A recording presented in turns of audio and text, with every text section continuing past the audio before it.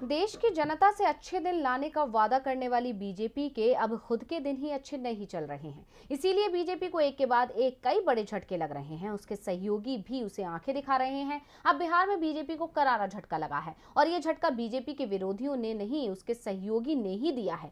कैसे, जानने के लिए देखिए ये रिपोर्ट। 5 राज्यों के विधानसभा चुनावों में एनडीए के सहयोगी दल आपस में ही लड़ते दिख रहे हैं।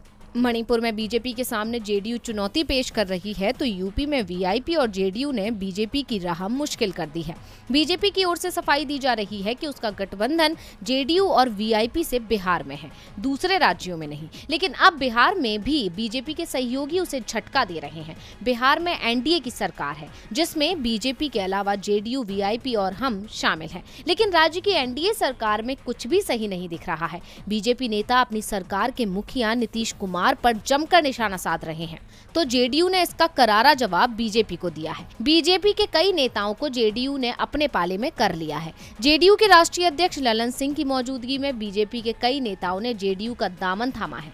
लखीसराय के बीजेपी के पूर्व जिला अध्यक्ष कन्हैया कुमार, पूर्व भाजपा नगर अध्यक्ष गोपाल कुमार समेत बड़ी संख्या में भाजपा कार्यकर्ताओं ने जेडीयू का दामन थामा है। बीजेपी नेताओं के जेडीयू ज्वाइन करने पर जनता दल यूनाइटेड के राष्ट्रीय अध्यक्ष ललन सिंह ने कहा कि जेडीयू एक पार्टी नहीं बल्कि एक परिवार है।